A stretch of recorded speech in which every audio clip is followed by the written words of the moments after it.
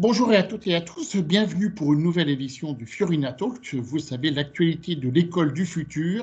J'essaye de rencontrer tous ceux qui font l'école du futur ou de réfléchir à cette école du futur avec toutes ces possibilités absolument géniales qui sont en train de se passer en ce moment dans le monde de l'éducation. Aujourd'hui, j'ai le plaisir d'accueillir Emmanuel Freund. Vous êtes le co-créateur de PowerZ. Une première question, est-ce que c'est un jeu ou une solution éducative? J'en sais rien. C'est une très bonne question. Et on préfère ne pas le définir. C'est un jeu éducatif, mais c'est entre le jeu éducatif, le monde éducatif. C'est un endroit là où les enfants vont pouvoir jouer, pour les enfants qui va être vu donc comme un jeu, et pour les parents comme une solution éducative. D'accord. Pour les enfants, on précise la tranche d'âge, c'est 6-12 ans, c'est ça? Plutôt du 6-12 ans, mais à terme, le but, c'est que ça soit une sorte de monde là où on peut apprendre autant les bases de l'addition que la physique quantique. D'accord. Alors si on vous l'a dit, les appréciations sont un petit peu différentes selon qu'on soit enfant ou parent. Un enfant, qu'est-ce qu'il va retrouver dans ce jeu et qu'est-ce qu'il va apprendre en tant que tel? Alors, un enfant, il va retrouver un vrai jeu. C'est-à-dire, c'était le premier concept de base. Ça doit être un jeu là où quand on les appelle à table, ils viennent pas. Comme il y en a une ribambelle, comme plein de dessins animés, mais vraiment ça, c'est-à-dire qu'on ne doit pas le leurrer, on doit pas on doit lui dire ce que tu vas devant toi, c'est pas un cahier de vacances déguisé, c'est un jeu. Au même titre que les différents jeux que tu vas avoir, et on espère que tu vas préférer celui-là aux autres. Donc, ce qu'il va retrouver, c'est une sorte de monde onirique avec un petit dragon qui l'accompagne, qui est son animal de compagnie, une sorte de deal avec plein de secrets, des cascades, des donjons, des caves, plein de choses comme ça, des champignons géants, un village au centre avec plein de gens qui vont lui demander plein de choses parce qu'il faut les aider à un milliard de trucs, que ça passe par couper du bois, à construire des maisons, à faire des potions d'alchimie. Et comment c'est organisé? Chaque jour, il y a une nouvelle étape ou il y a différentes étapes à l'infini? En fait, un petit peu comme tous les jeux qu'on connaît, hein, comme Pokémon, comme Animal Crossing, comme Zelda, il y a une longue histoire, donc une très longue histoire qui est l'enfant qui vient dans ce monde pour acquérir la connaissance et pour découvrir les secrets de Babylone. Et ce périple, ce très long périple, va l'emmener en fait à la découverte de plein de gens et d'un monde qui est vivant. Et qu'est-ce que ça veut dire un monde vivant? Ça veut dire qu'on peut aussi simplement se promener dans le monde ou parler ou faire des quêtes annexes, qu'on appelle oui, des quêtes annexes, tout en apprenant des choses, sans pour autant faire évoluer l'histoire. On peut s'imaginer une sorte on arrive dans le monde d'Harry Potter. Alors évidemment, il y a le combat avec Voldemort et toutes ces choses-là et qui sont très, mais on a aussi envie simplement d'aller en cours et puis d'étudier les fleurs qui sont un petit peu particulières ou d'aller se balader dans la forêt des araignées. D'accord. Alors, on a vu là, du côté enfant, du côté parent, qu'est-ce qui pourrait rassurer les parents? Alors, je ne sais pas si on dit qui souscrivent ou qui achètent ou qui louent le jeu. Alors on y reviendra, c'est un jeu gratuit, donc il n'y a ni à souscrire, ni à acheter, ni à louer le jeu. Donc c'est une bonne chose. Ce qui peut rassurer les parents, c'est que on va remplacer le temps d'écran, cette sorte de tétine géante dont on culpabilise chaque fois qu'on met les enfants devant. Leur dire cette fois, vous allez pouvoir mettre vos enfants devant quelque chose et vous allez voir, c'est utile. Vous allez voir, c'est utile, comment on le montre? Bah, d'abord, c'est un jeu qui parle comme les livres. C'est-à-dire qu'on a des mots de vocabulaire qui sont complexes. Et l'enfant va apprendre certains mots qu'il va pouvoir d'ailleurs restituer ensuite dans le langage. Donc c'est toujours très intéressant quand ma fille, après avoir joué au jeu, me dit que la tortue est ovipare, par exemple. Ensuite, on va pouvoir apprendre des langues dans le jeu. C'est-à-dire qu'il y a des personnages qui apprennent à parler allemand, apprennent à parler russe, apprennent à parler italien. Donc l'enfant va apprendre de nouvelles langues, va apprendre de nouveaux mots dans ces langues-là. Il va évidemment faire pendant des heures et des heures parfois du calcul mental et s'entraîner aux additions, aux multiplications, aux soustractions, tout ça en fonction de son niveau. Et donc le parent qui tout d'un coup jette un œil alors qu'il est en train de travailler sur son ordinateur ou de faire autre chose, qui jette un œil dans la salle de la télévision et qui voit l'enfant devant l'écran, il voit l'enfant qui est en train de dire alors 3 plus 5, 3 plus 5, vite, combien ça fait? Alors évidemment, s'il a 12 ans, il ne va pas te faire 3 plus 5, il va faire 23 fois 18 par exemple. Et avec la même excitation que s'il est en train de jouer à Fortnite en disant il faut absolument tuer le mec qui est en face. La même excitation, sauf que tout d'un coup, on a l'impression que c'est utile. Il va apprendre les états de la matière, il va apprendre plein de choses comme ça. Et les parents doivent jouer ou participer avec leur enfant ou c'est vraiment Pas du ils tout. doivent rester en dehors? Ils peuvent rester en dehors, ils ont une application s'ils ont envie sur leur smartphone pour voir ce que l'enfant fait. Ils peuvent participer, il y a certains endroits là où les parents, s'ils ont envie, peuvent participer, mais avant tout, c'est un moyen d'occuper les enfants utilement. C'est-à-dire que quand le parent n'est pas disponible, justement pouvoir les occuper, comme tous ces enfants qui restent longtemps devant l'ordinateur avec une occupation qui est, pour le coup, beaucoup, beaucoup moins utile.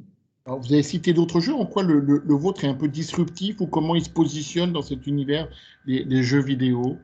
Justement, il n'est pas disruptif, je dirais que c'est le point central. C'est-à-dire que tous les jeux éducatifs sont disruptifs par la base puisqu'ils sont beaucoup plus barbants que les jeux classiques. C'est-à-dire que si on dit à un enfant, tiens, tu vas faire un jeu éducatif et tu vas faire des multiplications, il voit tout de suite qu'il va y avoir une voiture qui va faire, là où il va faire 3 fois 5, 20 fois pour faire avancer la voiture. C'est pas un vrai jeu. C'est pas parce qu'on a mis 3 étoiles et une petite musique derrière que ça devient un vrai jeu. Là, le but, c'est de faire un jeu non disruptif, c'est-à-dire un jeu classique, commun, identique à les 40, 50, 100, 100 000 jeux qui existent déjà et qui font que quand on les appelle à table, les enfants ne viennent pas.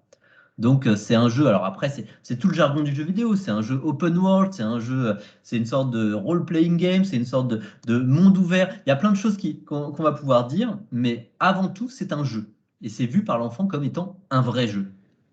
Et comment vous est venue cette idée? En fait, l'idée est venue assez facilement, c'est avec le premier confinement. Il y a 3 points qui sont venus. Alors là, ça, on rentre un peu dans la jeunesse du projet, mais il y a 3 choses qui sont venues un peu en même temps. La première, la plus simple, c'est que, comme tout parent, il fallait occuper ses enfants pendant le premier confinement. Et les professeurs qui étaient un peu débordés, dont certains qui étaient quand même très bons, arrivaient à donner des devoirs à la maison et à faire, et à, je dirais, à animer les cours avec les enfants, mais ça prenait quand même 1 heure ou 2 heures par jour, et il fallait faire tout le reste de la journée. Et pour être un peu tranquille et pour trouver des raccourcis, j'ai cherché dans toutes les apps pour proposer des trucs pour apprendre les maths, pour apprendre les machins, etc.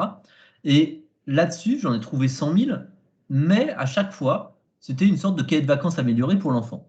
Et à chaque fois, ça l'amusait un petit peu, mais pas plus que ça. Et puis à la fin de la journée, évidemment, il fallait regarder soit La Reine des Neiges, soit jouer à Zelda, soit faire un truc. Et là, pour le coup, il n'y avait pas moyen de les en sortir. Encore une fois, c'était mon exemple, quand on appelait à table, il fallait appeler 8 fois, et c'est pas uniquement parce que je faisais du chou de Bruxelles. Donc, il y avait un vrai truc là où je me suis posé la question, pourquoi on ne peut pas faire un jeu qui les attire autant? Il y en a plein, hein, c'est pas comme s'il y en avait un unique. Pourquoi, dans tous ces jeux qui sont présents, pourquoi ils ne pourraient pas apprendre, je ne sais pas moi, de l'astronomie, de l'histoire, pourquoi on ne pourrait pas faire un jeu où on apprend quelque chose, un vrai jeu utile? Et ce concept de jeu utile, pourquoi il n'existe pas? Et bon, je viens du monde de la tech. De la même façon, j'ai commencé à me poser la question, comment c'est possible qu'il y ait une telle différence de niveau de réalisation? Alors, d'entre les jeux éducatifs, ce qu'on appelait les jeux éducatifs, ou la gamification de l'éducation, c'est-à-dire là où on prenait un contenu pédagogiquement en général très intéressant, mais ludiquement incroyablement plat et avec des moyens techniques assez faibles. Pourquoi de l'autre côté, on avait les jeux vidéo qui avaient des moyens techniques et des millions d'argent et des temps de développement qui en faisaient des trucs incroyables? Pourquoi on ne pouvait pas mettre ces moyens-là dans quelque chose d'utile et dans quelque chose d'éducatif? Donc c'était la deuxième question. Est-ce qu'il n'y a pas moyen de rapporter de la tech dans cette éducation? De la vraie tech, c'est-à-dire avec des moyens financiers, avec tout ce qui va derrière.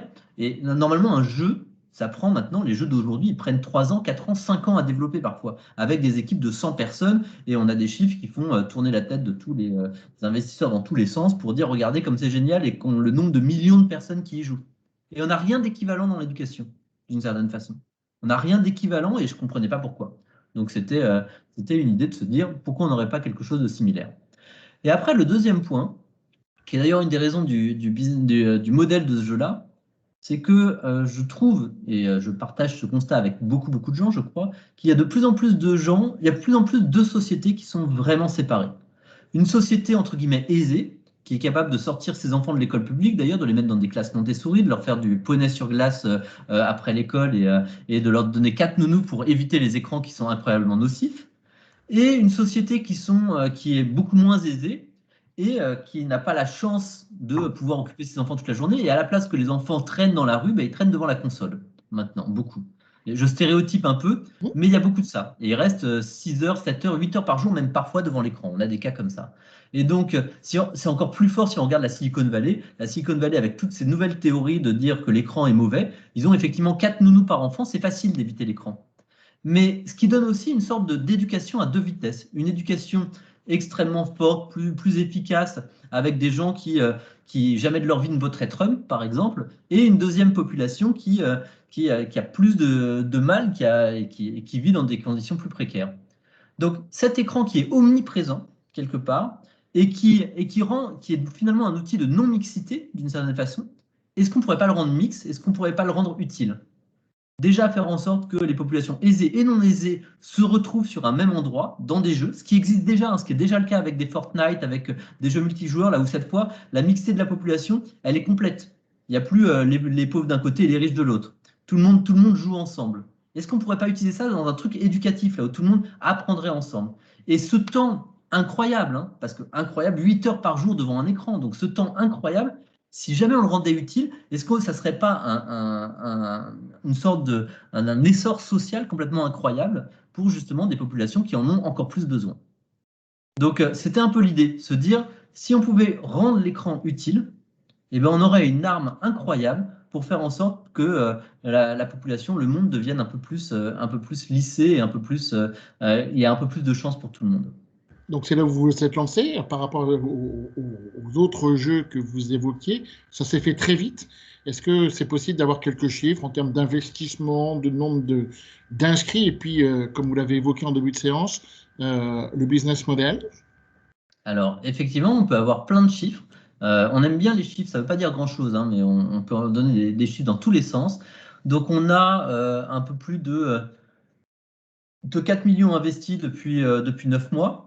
On a une équipe d'une trentaine de personnes. Il y a maintenant à peu près 50 personnes qui travaillent sur le projet, un peu plus de 50 personnes, donc des pédagogues, des professionnels du jeu vidéo, des graphistes incroyables. On a plus de 20 000 utilisateurs aujourd'hui, après avoir lancé le jeu depuis 3 mois à peine. Donc, la première version du jeu est sortie il y a 3 mois, donc après 7 mois de développement. Donc, c'est très court aussi. Pardon, même pas. Non, non, pas du tout en fait. Il s'est sorti il y a 3 mois après 5 mois de développement. C'est ça. Donc, au bout de 5 mois de développement, on a fait la première version. On a 20 000 personnes dessus. On a une moyenne de 3 heures et demie d'utilisation par mois. On a 10% de nos utilisateurs qui jouent plus de 7 heures, ce qui est une mauvaise chose. Mais voilà. On a, qu'est-ce que je peux vous dire d'autre? On a un business model. Et j'aime pas ce terme business model, hein. Je trouve que c'est très justement en contraste avec ce qu'on veut faire dans l'éducation. Mais l'idée, c'est que le jeu doit être gratuit. Le jeu doit être gratuit parce que, enfin, plutôt libre d'accès. Gratuit, il n'est pas gratuit puisqu'il y a évidemment, encore une fois, 4 millions qui ont été dépensés pour le construire. Mais l'idée, c'est de se dire, on n'est pas capable de mettre un prix à l'éducation. Peut-être qu'on pourrait inventer une autre forme de commercialisation, là où c'est le client, c'est l'utilisateur qui décide combien il met, en fonction de ce qu'il veut, de ses besoins, de comment il s'est levé le matin, de quoi que ce soit. Donc on a une façon de payer le jeu qui est ce qu'on appelle pay as you like en anglais, ou payer ce que vous voulez.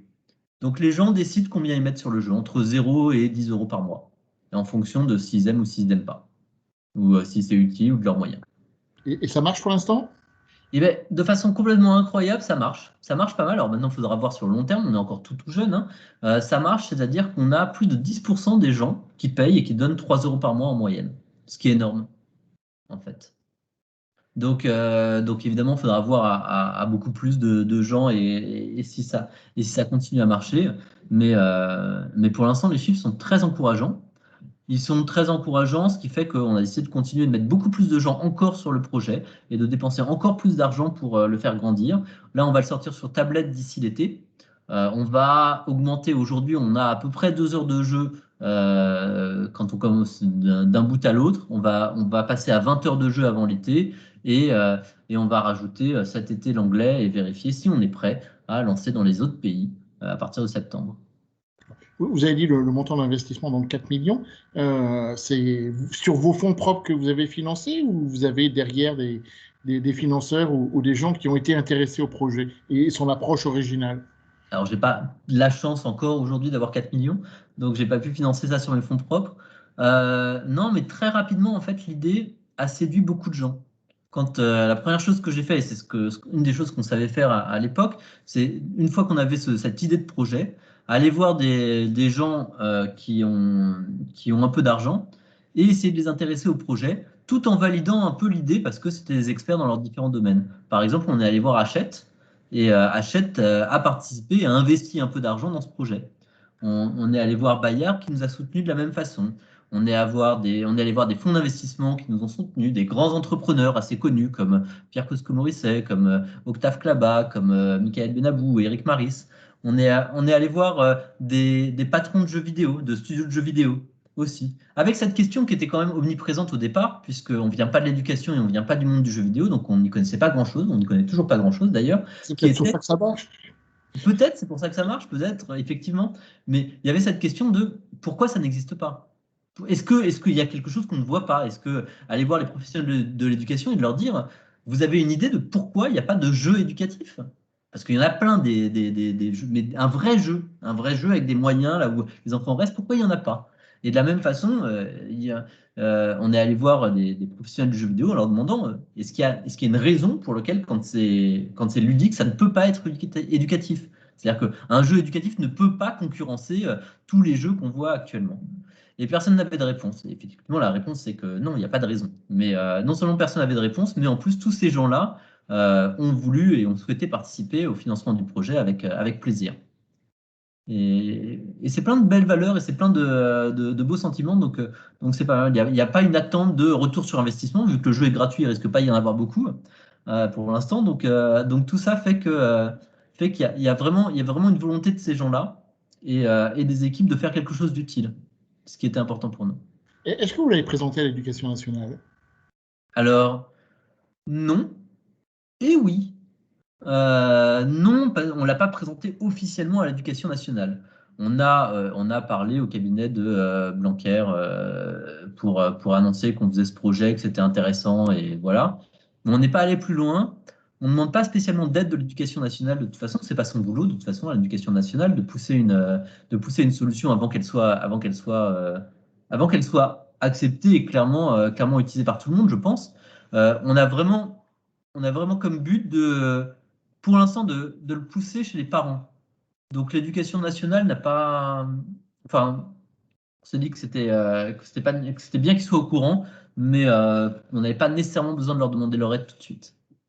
Et vous l'avez fait tester également par les professeurs des écoles ou pas? Ah, ça, évidemment. On l'a fait tester dans des écoles, on l'a fait tester par des professeurs, on l'a fait tester par des pédagogues, on l'a fait tester par des enseignants, par des chercheurs en neurosciences, enfin en plein de choses.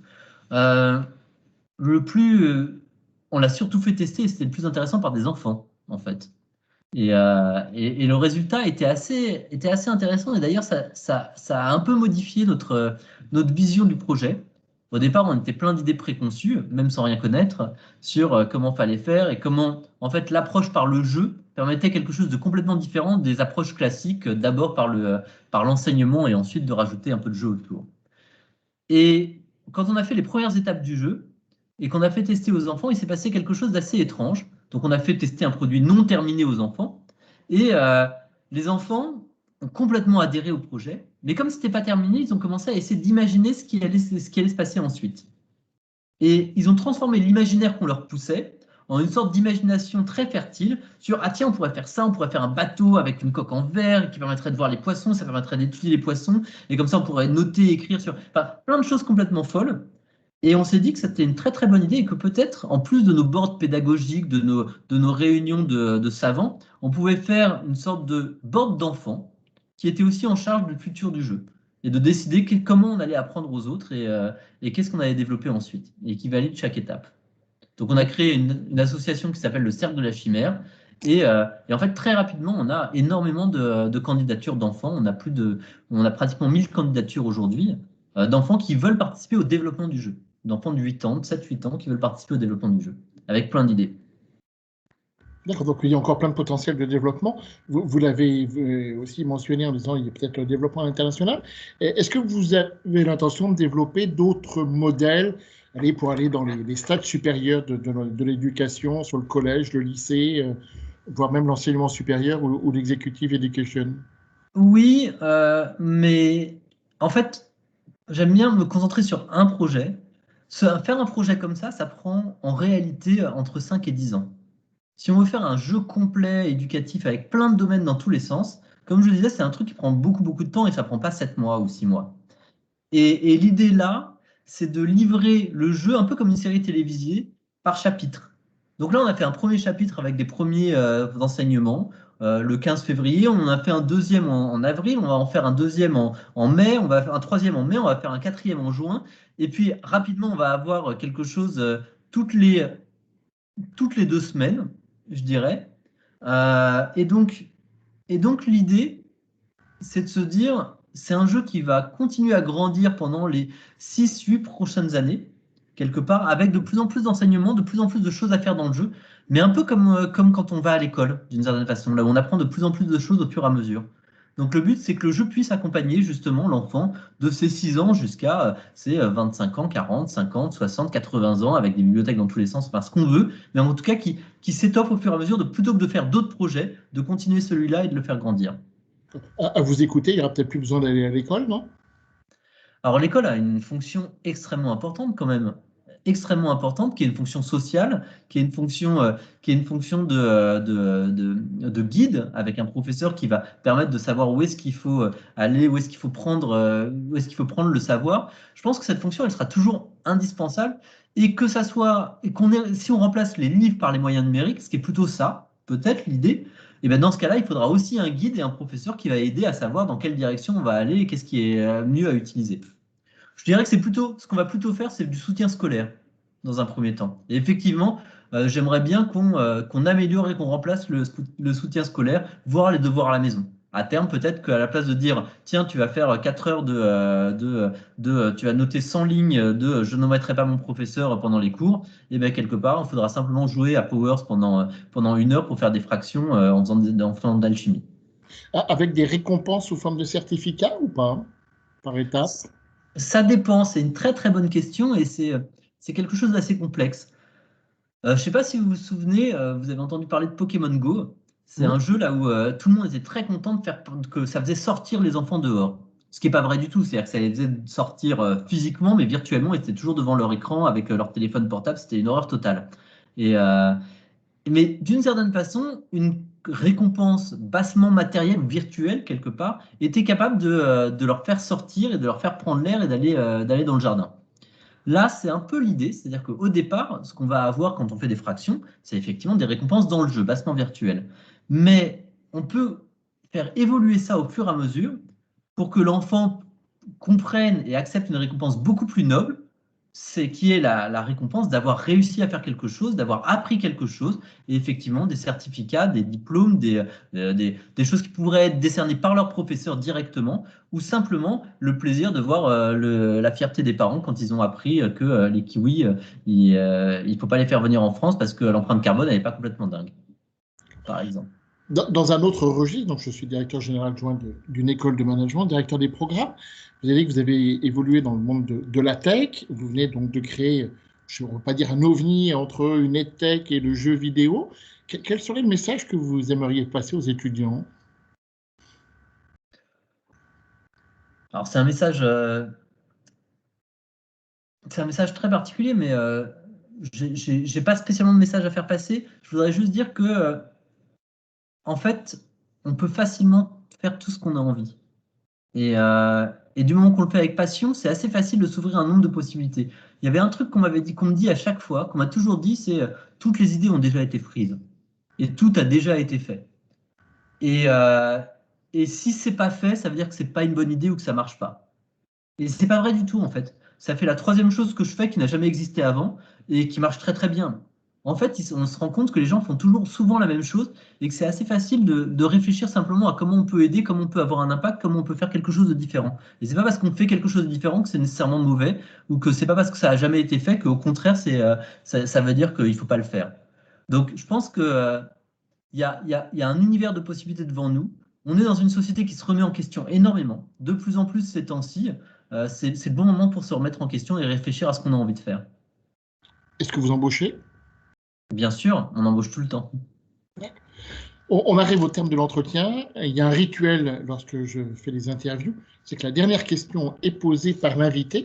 Quelle est la question que vous aimeriez me poser? Qu'est-ce que vous pensez de l'écran et de l'éducation? C'est tout le débat, c'est tout le débat à l'heure actuelle, et je pense que les deux, enfin comment, l'écran est complémentaire de la salle de classe. Après, c'est aux établissements d'organiser toute expérience étudiante, mais oui, les deux sont complémentaires. L'écran peut être un très bon moyen d'approfondir une notion quand je suis dans le bus, dans le train. Ça peut être également un élément de visualisation.